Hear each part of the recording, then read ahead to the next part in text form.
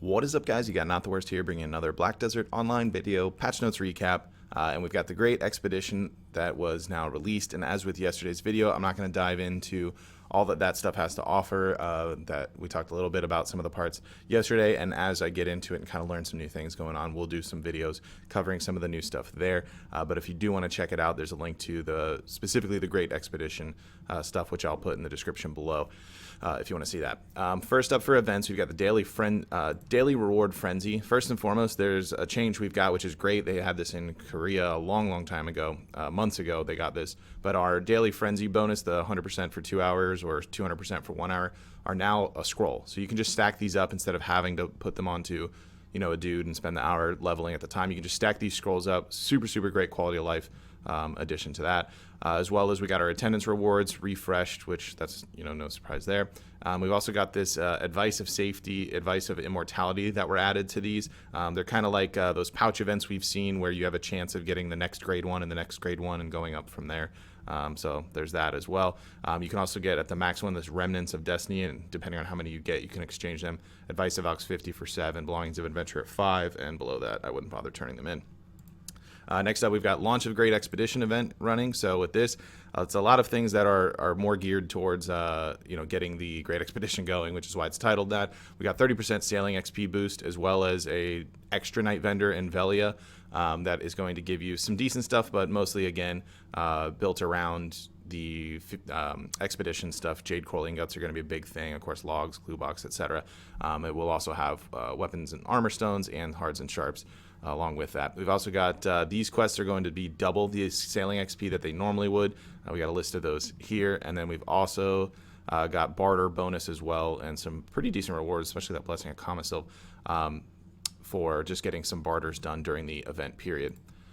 Halloween 2019 event, which we've got over here. So a few things we got going on. The Black Witch, which we see each year for Halloween come around, is back. It spawns at specific times of the day, which is posted on here as well. You can also defeat a pumpkin ghost or spook and you get some hats or whatever. This one is kind of your big deal. You're going to get Halloween pumpkin candy, which I believe you get one for being logged in 60 minutes each day until November 6th. So that's running for 2 weeks. Starting on the 31st, so next week, you can turn in 5 of these things for a fine accessory box 3. And then we've also got a quest turning in 20 magical shards for a ghost fee playground. But let's look at this fine box 3. Has black distortion earring, tongue necklace, ring, belt, and earring. My only complaint with this is the timing that they're doing the event for this is a little skewed. If you grind any upper end areas at all, the marketplace has been kind of wrecked on all of these items in general since the drop rate event, and then we also had that tongue red box go out for the Marnie Stone event.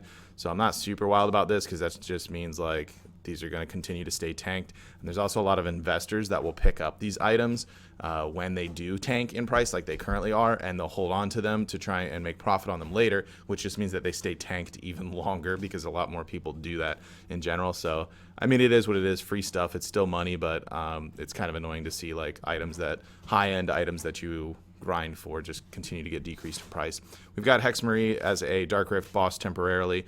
She's giving the Silent Dead box for her drop there, and here's the spawn times for that witch event. All right, next up, we've got a screenshot event for the new Great Expedition thing going on. Free Game Pass for a friend. If you logged at least 500 hours, you're going to get a free coupon for a friend that you can give them to get a free starters package. That's actually really cool. They don't have to do anything. Just if you've played 500 hours, you'll be getting this. It says after maintenance on the 23rd. So there you go. Ongoing events, ended events, etc. You can now put a match lock into Morco's Bad. Sea route that connects the Encado Inner Harbor to the Hakoven Island has become wider. Changed name from Margoria to now the Great Ocean. Stun effect no longer applied during cooldown when using the Dream Horse Doom's Dark Flame Step skill. And all classes now have character passive skills expanded up to either 11 or 21. Ranger had added increased max stamina effect to Spirit Healing, and Tamer now has a new passive skill called Bestial Instincts. Item changes. The following sentence has been added to the tooltip of Morco's Bad Gear. You can change into those equipment items that also occupy the outfit category only if your outfit slot is empty.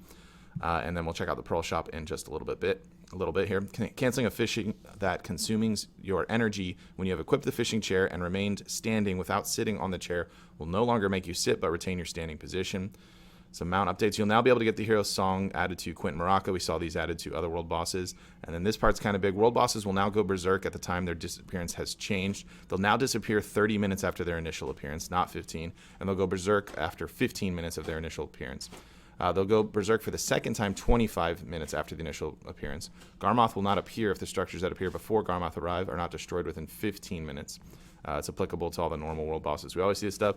And the gold bar you're rewarded for defeating them has increased. The advanced reward, top 20, has a 100% chance to obtain 1G or 10G, and a low chance to obtain 100G or the 1KG. Intermediate has 100% for 1G and 10G, and low for 100 and 1,000. And the basic, below the top 51st, has 100% to obtain the 1G, high chance to obtain 10G, and a low for the 100G, no chance for the 1K. Readjusted skill XP you can obtain from defeating monsters in certain areas. 10% increase for Kadri, Crescents, Akhman, and Hystria. 20% increase for Bazi, Centaurs, Manshams, and Star's End. 30% for Pilaku, Roudstalfer Mine, Tooth Fairy Forest, this is Poly Forest, Bloodwolf Settlement, and Shere Khan Necropolis daytime, and a 50% increase for Shere Khan Necropolis nighttime. Some quest updates and knowledge updates here, LED fixes, and yada yada interface changes here, and then we've just got class fixes as normal. And let's jump over to the Pearl Shop because we got some interesting things going on over here. First up, we've got this Halloween mystery pumpkin box at 1,100 pearls. I'm usually not a fan of mystery boxes, and this isn't much different, but it's kind of not that bad. I won't be buying any myself, but because I don't like the premise that they took with this, and I'll explain in a second. So what you can get out of this, and I just want to go to the chart, 3,200 pearl box, Halloween outfit box, a horse tier 8, of male or female, blessing a Kamasil for 15 days. You can get store door transaction butler, inventory plus 16, artisan memories 22, mount skill change coupon times 5, a Shadow Wolf pet, or a Midnight Lynx pet. You can see the percentages listed here. 1, I like the percentages are listed. Again, they did do this previously. 2, you're wondering what the Halloween outfit box is. Well, they reskinned outfits for other classes into these classes. So for instance, this is a Shy right here rocking the Berserker outfit, I believe, if I'm not mistaken there. You can see this is definitely a DK outfit for a Mystic that's on here. And then, yeah, it's kind of interesting. Here's the Archer on Musa. That's Kuno's got the Lawn outfit here. This is what the DK gets. I think that's a Ranger outfit. Not a huge fan about that one. But yeah, so they kind of reskinned it. The reason I'm like, this loot box is actually pretty good just because, like, worst case scenario, you're getting what? Highest percentage artisan memories, mount skill change coupon. If you're not into trying to get mounts, that might not be great for you. I mean, it's pretty useful even on the lower end for it. Obviously, you're not getting a pearl box, but this Halloween outfit box for it, you can, every time you open one of these, you're going to get a mystery seal, and you can then turn in 7 mystery seals to get the Halloween outfit box, which means if you get 7,700 pearls worth of this, you're guaranteed to get your Halloween outfit box. I mean, it's kind of cool as a safety net and not having this at all, but I feel like this was kind of an afterthought where they're like, well, let's put this safety net in because otherwise people will be upset that we put a RNG box gateway to getting these outfits in general. So we'll just put this so then they can't be upset. But then it's kind of like, man, you're kind of trying to find a way to sell us a 7,700 pearl outfit. You know what I'm saying? So anyways, just my 2 cents on that. Not like super outraged, but I just wanted to kind of point that out, the way that's done. I hope that's not something they continue to do in the future. I'm really not a fan of that. Putting exclusive outfits between RNG and then 7,700 pearls is a little scammy in my opinion. Anyway, we got the Friendly Sea Creatures pack on sale. We've seen this before as well.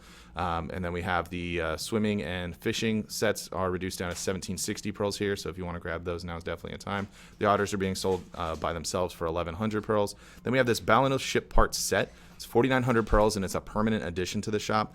It's going to work on Bartali Ephyria sailboats, Ephyria frigate, the Caravel, and Galleus. I don't know how to pronounce that one. And it can't be equipped on the improved sailboat or frigate, the Ephyria ones. You'll also get a ship license for the Bartali sailboat, and then the items are for each of those, of course, increases the normal gear from there. So interesting to see that. 500 pearls for the Captain's Medallion, which permanently increases your sailor slots by 1. Then we have these Tears of the Star and Ocean Hourglass items, which of course are also related to sailing. Recover 6 sailor condition to 100% for the Tears of the Star and the Hourglass. If you use the item, it extends your barter time by 4 hours, and a cooldown of 4 hours will be applied to using it as well. And then we have some housing items here, the Emerald Great Sea Fountain and Emerald Great Sea Fish Tank. So housing is your thing. there are those. So that's going to be it for this patch notes recap. What do you guys think about the other updates we've seen? Great Expedition we'll kind of pick apart as we move forward later on, but let me know in the comments what you think. Be sure to like this video if you did enjoy it. If you're new to the channel, be sure to subscribe so you get notifications when new videos do go live. And if you want to catch me streaming live, be sure to head on over to the Twitch page, which is in the link description below, and drop a follow over there so you can catch whenever we do go live. With that said, that's going to be it for this video. I want to thank everybody for watching, and I will see you next time.